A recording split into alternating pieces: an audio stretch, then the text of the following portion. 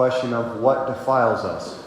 Many have asked me recently about the morality of the COVID vaccines that are only growing in their demand to be received at this time. And some are saying that getting the vaccine essentially is what defiles us, while the other side is saying that by not getting the vaccine is what defiles us.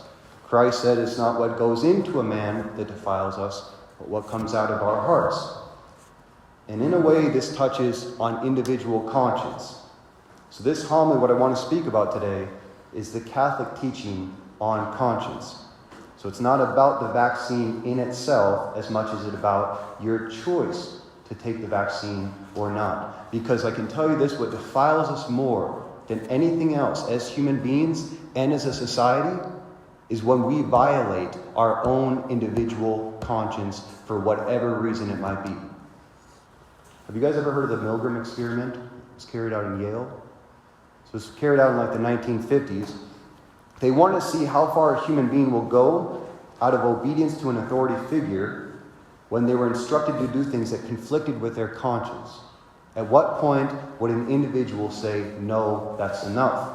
So the person being evaluated, person A, would come in, and they were told that the other person was also being evaluated for their ability to retain information in case of being threatened with shocks and pain. So they're sitting on different sides of a divider, and they had an authority figure standing over person A. And so person A would ask person B on the other side of the divider a question. And then if they didn't know the answer to it, they were instructed by the scientist to give them an electric shock. And every time they'd ask a new question, they'd turn the shock up, increase the potential. Well, it got to the point, and they wanted to see at what point person A would stop giving the shock to person B, and the person on the other side actually worked with the scientist, right? He wasn't actually hooked up to anything. It was all a scam. So basically, they started giving him electric shocks, and at one point, the person B would start saying, ow, this is really starting to hurt. I don't want to be a part of this anymore. And the instructor would say, it's important for the sake of the experiment that you continue. He signed a release. He's okay. And they keep turning it up. And then the person would get to the point where he's literally banging on the divider saying, stop, I don't want to do this anymore. Please, this is really hurting me. And the scientist would say, you need to continue. I'm telling you to do this. It got to the point where they turned it up so hard that the person would stop screaming and remain absolutely silent after the shocks were given. And the person would be continually asked, keep giving the shock. The real test was to see how far they would go in obedience to the authority figure. And what they found out is that they would exhort them by two motives, primarily. The good of the experiment and obedience to authority. Trust the science and be obedient. And they were measuring at what point they would say, no, well, this is the results. 65%, which is 2/3, went to the highest voltage of 450 volt shocks. They never said no. And 100% continued to 300 volts. And there were two reasons that they were all willing to go so far. If it was for the good of science or obedience to authority. The authority figure saying, you must do this. You don't have a choice. So the conclusion of the experiment, like the final line said, ordinary people are likely to follow orders given by an authority figure, even to the extent of killing an innocent human being. So what does this tell us about conscience? We can know what is right and what is wrong. But if certain people above us tell us that we should do something, even if it violates our conscience, we are naturally predisposed to go against what we feel in our hearts is right and give our conscience over to that other person.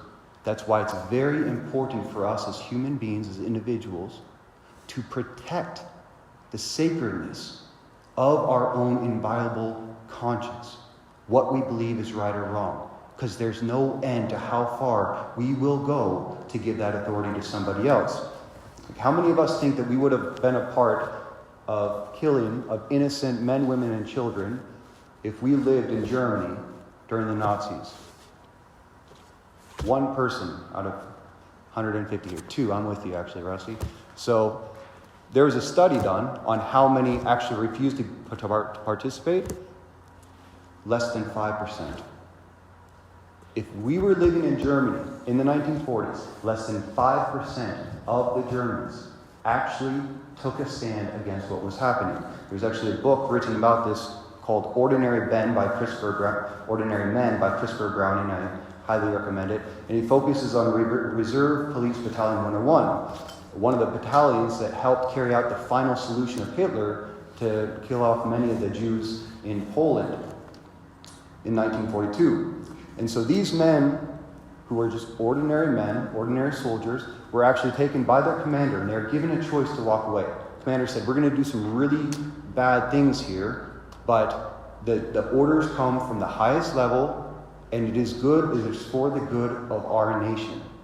But you're free to walk away, because we will be killing many women and children, innocent people. It's the final solution to just take people out and into the forest and exterminate. How many people of that 500 battalion actually walked away and refused to participate? 12. 12 out of 500. That's 2.4%. And the author demonstrated in this book how these men were not war-crazed, bloodthirsty anti-Semites. They were ordinary men who observed such orders for two reasons: for the sake of the common good and obedience to authority. Only 12 out of 500 men refused. There's this one story he tells in it where this one man was walking out of the forest where the shooting was taking place, and his commander was standing by the car that he's walking towards. His commander asked him, so how many people did you kill while you were out there? And he goes, I didn't kill anybody. He says, yeah, well, one can expect otherwise. You're a Catholic after all. He was following a Catholic-formed conscience. And that protected, even though everyone around him, men that he might have fought next to, known for 20, 30 years of his life, even though they were going along with that, he refused to. Because he knew his conscience, and he wasn't going to sacrifice that to anybody. So let's talk about the vaccines for a moment. There's two basic arguments here. Those who believe not getting the vaccine is what defiles us. And there are true reasons to believe this, right? There's a lot of people going on this side.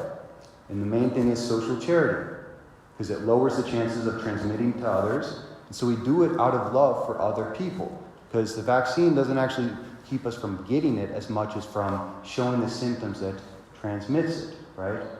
And so for love of other people, I'm going to get it. The other one is that the church is allowing or even promoting it in many different places. The Pope, along with many bishops, have asked us to take it. And they have said that it's morally permissible.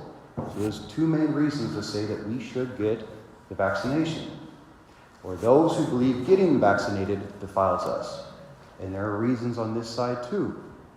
For the majority of people, especially the young, there's a 99.9% chance of nothing happening to you. And the vaccine doesn't so much protect us from getting it as spreading the symptoms. But we don't yet know the long-term effects of this vaccine. I was talking to a doctor the other day, and he said that only 40% of the medical staff in his own hospital have taken the vaccine. It's a very low number for the people who are on the very front lines, because there's a lot of questions on what are the long-term effects of such an experimental drug. And they don't know what's going to happen in the future, especially of their children, if they're taking it. So are the possible long-term effects worth taking a drug that hasn't been given time to really be tested if all that it does is keeps us from spreading the symptoms? That's the question. And all the vaccines are morally tainted either in their production or testing with fetal cells. So that's the for, and that's the main against. So what does the church say? And I just want to take from a couple different bishops. Bishop Dail of Spokane wrote a letter to the priests and to the laity recently, encouraging his people to get the vaccine. But he added, however, I am very much aware that some individuals struggle with poor health, underlying medical issues, or sincere moral objections to vaccines. It is important to remember that in Catholic moral theology, a person's conscience may not be violated. We who are bishops and priests are called to assist with informing a person's conscience. We never replace an individual conscience. If a person has health concerns or moral objections about vaccines, he or she should never be forced into being vaccinated. Bishop Peter also encourages the vaccination, but asks us to respect individual conscience. The Denver bishops this was one of the most overt documents I saw on that case. In the case of COVID-19, they say, the vaccines, we are convicted that the government should not impose medical interventions on an individual or group of persons. We urge respect for each person's convictions and personal choices. We understand that some individuals have well-founded convictions that lead them to discern that they should not get vaccinated. We always remain vigilant when any bureaucracy seeks to impose uniform and sweeping requirements on a group of people in areas of personal conscience. Human rights violations and a loss of respect for each person's God-given dignity often begin with government mandates that fail to respect the freedom of conscience. The Congregation of the Doctrine of Divine Faith wrote, this is coming from the highest levels, practical reason makes evident that vaccination is not, as a rule, a moral obligation, and that therefore it must be voluntary. But it also stressed that those who do not receive a vaccination, they have the moral obligation to keep an appropriate actions and distance to curb the spread of the virus and prevent risk to vulnerable people. And lastly, Dr. Stephen White, and the reason I don't like quoting a bunch of things is I can't look at you in the eyes when I'm doing it, but I want you to know this isn't my opinion. Right? People come to me all the time asking, what's my opinion on the vaccine? What does it matter? We're here to talk about what the church teaches, what Christ teaches, because that's what's going to protect your conscience. We're not having any priest, any individual opinion replace your conscious choice. So Dr. Stephen White, chairman of the Catholic Medical Association's Healthcare Policy Committee, said that although he sees institutional mandates as a well-intentioned effort to minimize disease transmission, it is imperative that conscious rights be respected in every situation. We have concluded this is not an either-or question. Both the duty to follow one's well-informed conscience as well as the duty to pursue the common good are moral imperatives, and it is our responsibility in any particular situation to work together in living out this truth in charity. So the basics, if an individual in conscience objects to this vaccine, they should not get the vaccine. It has to be a free choice. But you have to know why you're not going to get it if you're not going to get it. And once you know those reasons, because those reasons will be tested, you got to hold that. Or you have to understand very clearly why you are going to get that vaccine. Don't allow anyone, never allow yourself to be pushed into something you don't feel comfortable doing. Because there is no end to how far that can go for us as human beings. We are no different than the Germans that lived under the Nazi regime. We're no different than anybody. Same good and the same evil and the same influence is in every single one of us. That's why we have to be so aware when our morality is being pushed beyond our comfort zone. What truly defiles us as individuals and as societies is when we allow other people, especially majority opinion or government institutions, to replace our God-given, well-informed consciences. We must inform our conscience and we must obey our conscience. And if we do so, whether we get that vaccine or we refuse it, we as individuals and as a society will remain undefiled.